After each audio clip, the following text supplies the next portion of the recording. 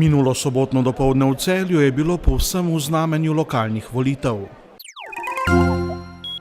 Trezni vozniki za nagrado brezplačno na rokometno tekmo med Celjem in Zagrebom.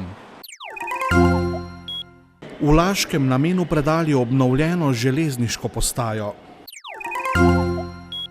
Šentjur v Hruševcu na kolena spravil favorizirano Krko.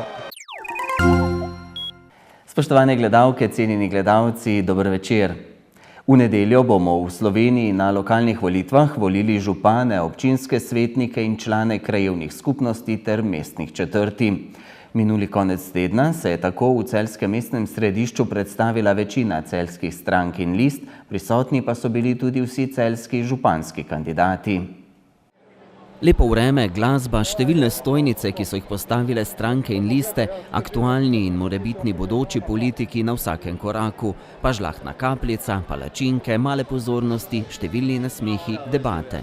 Takšen je bil predvolilni utrip celjskega mestnega jedra teden dni pred lokalnimi volitvami. Glede na to, kakšno zanimivo vzdušje je danes v Celju, to bi bilo potrebno, da je skozi vse leto. Kaj pa pričakujem od volitev? Pričakujem sam osebno dober rezultat. Celje potrebuje nov naboj, imam občutek, in glede na število kandidatov se bo sigurno nekaj spremenilo. In čeprav vse stranke nagovarjajo širok krog volivcev, si vsi želijo, da bi se volitev udeležilo čim več mladih, čeprav volilna udeležba že vrsto let pada. Pričakujem predvsem to, da se bodo letos mladi odzvali v večjem številu, kot so se do zdaj.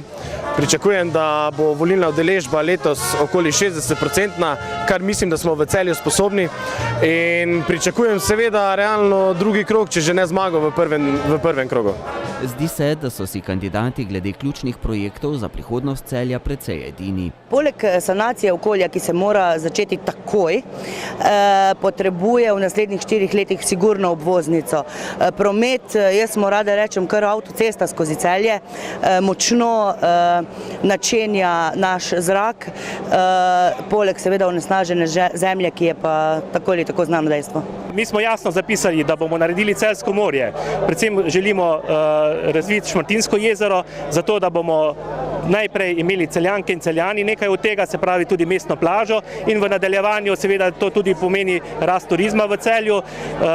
OPN bomo sprejeli zato, da bodo mladi ne odhajali v delo v sosednje občine. Nujno je treba sprejeti prostorski načrt. Drugo, kar je pa moj osebni projekt, je pa to, da v Celju na nek način ustvarimo dobre pogoje za bivanje mladih in obenem tudi varno okolje za starejše ljudi, še posebej za tiste, ki imajo težave z demenco. In medtem, ko večina kandidatov opozarja na potrebo po spremembi v vodstvu občine, pričakujemo, da so Celjani končno spoznali, da je potrebno v vodenju lokalne skupnosti narediti spremembe, in vsekakor mislimo, da smo z našim programom prepričali volivke in volivce, tako da pričakujemo ugoden rezultat, najmanj uvrstitev v drugi krog.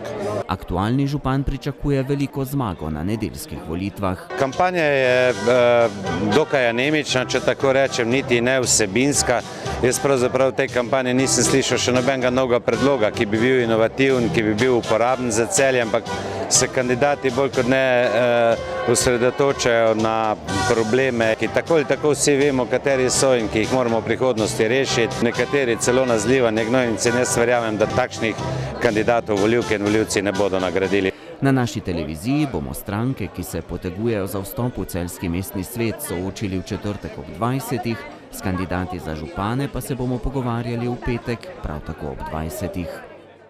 Policisti po vsej Sloveniji, tudi na Celjskem, so v preteklem tednu poostreno izvajali akcijo za ničelno toleranco do alkohola in drog v prometu. Preventivni akciji sta se v petek pridružila tudi rokometaša Celja Pivovarne Laško, Gal Marguč in Matic Grošelj, ki sta skupaj s policisti Policijske uprave Celje ustavljenim voznikom, ki so vozili povsem trezni in so dosledno upoštevali cestno-prometne predpise, v zahvalo za odgovorno ravnanje v prometu delila karte za tekmo Lige prvakov med Celjem in Zagrebom. V teh dneh po Sloveniji poteka akcija za ničelno toleranco do alkohola in drog v prometu. Akciji so aktivno pristopili tudi policisti Policijske uprave Celje in bili na cestah tudi za Martinov vikend. Ja, Policijska uprava Celje je za ta današnji Martinov petek, tako imenovani, izvedla oziroma še vedno izvaja poostren nadzor psihofizičnega stanja voznika v cestnem prometu.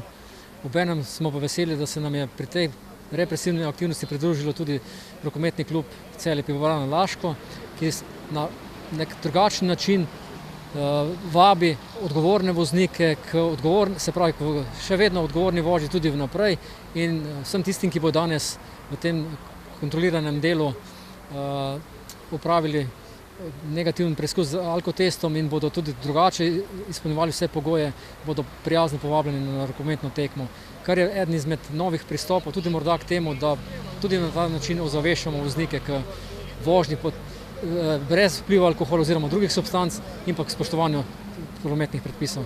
K akciji so se priključili tudi celjski rokometaši. Ti so se odločili, da aktivno pristopijo k njej in že v začetku sezone so z novim partnerjem na področju varnosti v prometu AMZS Centrom varne vožnje podpisali zavezo oziroma kodeks, s katerim se zavezujejo k dejanjem, s katerimi bodo tudi oni pripomogli k večji varnosti ter odgovornosti v prometu in še pomembneje k aktivni promociji in ozaveščanju te tematike.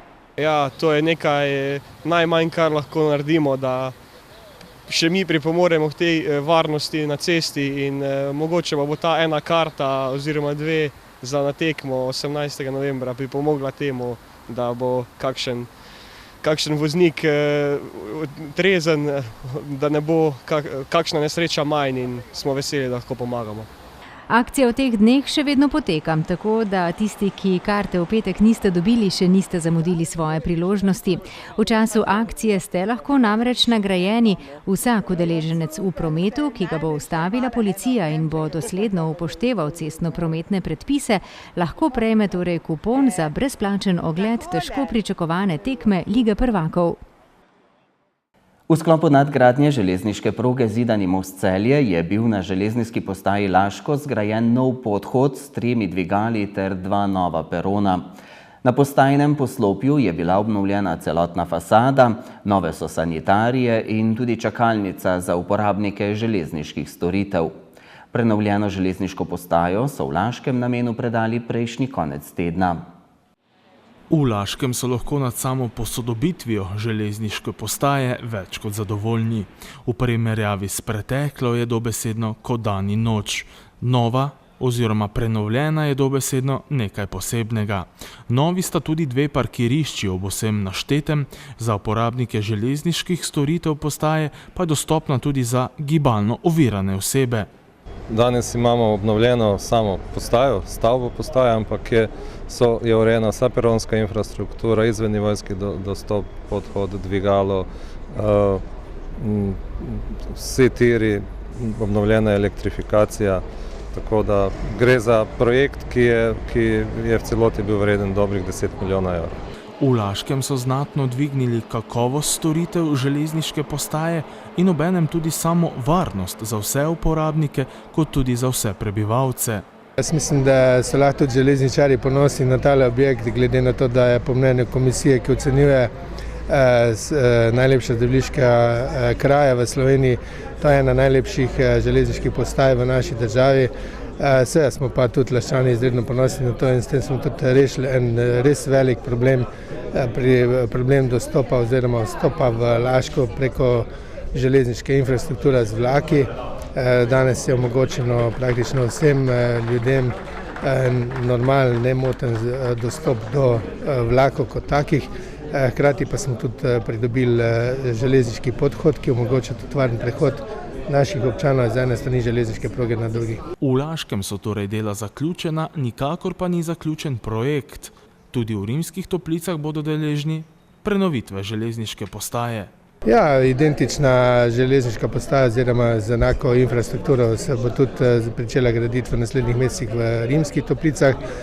Seveda smo tudi nekako z železničarji v navezi, da se tudi modernizira železniška postaja v Zidane mostu, poleg tega pa v bistvu še infrastrukturni projekti, ki bojo bistveno spremenili življenje v naši dolini, ga poenostavili, dali možnost razvoja tako levemu in desnemu predelu ob železniški progi Celje Zidani most in meni se zdi, da posebej podhodi in pa novi mostovi v Zidanem mostu, Rimskih Toplicah, Laškem in pa 2 podhoda v Laškem in Zidanem mostu in na Rimskih Toplicah bo ta bistvena za v bistvu normalizacijo tudi ljudi, ki živijo na drugi strani železniške proge in jim bi bilo z vsemi vozili onemogočen dostop do doma.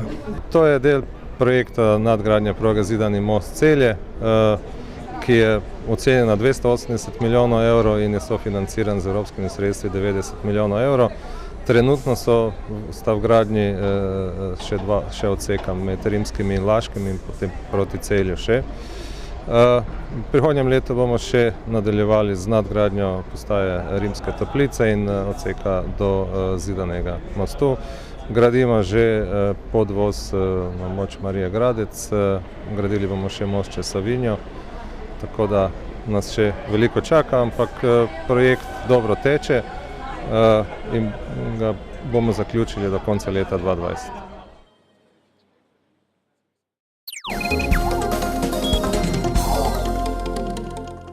V prvi tekmi 5. kroga košarkarskega državnega prvenstva je Šentjur v svoji dvorani 86-73 premagal moštvo Krke. Za Novomeščane je bil to prvi poraz v prvenstvu, Šentjurčani pa so se s 3. zmago povzpeli na 4. mesto prvenstvene lestvice. Šentjurski košarkarji so s herojsko igro premagali favorizirano novomeško Krko. Ta je sprva povedla v prvem polčasu za 8 točk, potem za 9, ko se je zdelo, da bo mirno nadaljevala samo tekmo. Vendarle pa gostitelji so fantastično odgovorili, že v prvem polčasu izenačili, prešli v vodstvo za 8 točk in zdelo se je, da je Krka ranljiva. No, vse se je izkazalo za pozitivno nadaljevanje, kajti Šentjurčani so nadaljevali z odlično predstavo in povečevali svojo prednost. Vodili so že za 17 točk, ko so imeli dobesedno pod nadzorom samo srečanje. Zmaga je bila več kot zaslužena. Zaista sjajna utakmica, velika pobjeda. Mislim da osim samog početka kad smo ušli, rekao bi, malo bojažljivo, možda malo impresionirani Krkom. Za nami je sjajna tekma in pomembna zmaga, vendar smo imeli na začetku nekaj težav, saj smo začeli bojazljivo, kot da smo prišli Krko zgolj gledati. Ko smo to popravili, smo nadzirali potek dogodkov na igrišču. Vsem na igrišču čestitam za prikazan trud, ki je bil tokrat lepo nagrajen. Zahvala vsem navijačem, ki so naravnost izvrstni. Veliko nam pomeni njihova podpora. Prejšnji zmagi sta nas napolnili samozavestjo, kar se vidi tudi na treningih. Sedaj je treba v tem ritmu nadaljevati. Puno je lakše igrati i zato ove pobjede posebno vesele. Najprej se moram zahvaliti tej prekrasni publiki, ki nas je vodila od začetka do konca. Vedeli smo, da bo zelo težka tekma, pripravili smo se zelo dobro. Pohvala gre cele ekipi in pa trenerju, ki nas je pač odlično pripravil. Borbenost se kaže na vsaki tekmi. Ja, vedeli smo, da ima Krka dolgo klop, mi pač dejansko tako dolgih klopi nimamo. Lahko pa vse nadomestimo s to požrtvovalnostjo, ki se danes tudi videla na parketu. Mike se je dejansko 3-krat vrgel za žogo in jo dejansko potegnil iz nič. Tako da res, jaz mislim, da nismo še rekli zadnje, pa da je to sam začetek. Šentjurčani so v vodnih 5 krogih zabeležili 3 zmage in 2 poraza. Zelo lep začetek, noben si ni pričakoval tega. Jaz upam, da bomo nadaljevali v tem ritmu. Gremo iz tekme po tekmo. Se pa vidi ta dejansko pozitivno vzdušje, ki vlada v ekipi, res je od prvega dne in jaz mislim, da nas ta pozitivna energija pa borbenost nas bo krasila do konca. Pred Šentjurčani je zdaj pokalna tekma s Celjani. Prvi obračun je na sporedu že jutri. Ja, Celje je pač tekma, vsakako tekma, pripravili se bomo, pa pač da napredujemo v naslednji krog. Jutrišnji obračun Celjanov in Šentjurčanov se bo v Celju začel ob 18:30. Povratna tekma bo v Šentjurju prihodnji teden.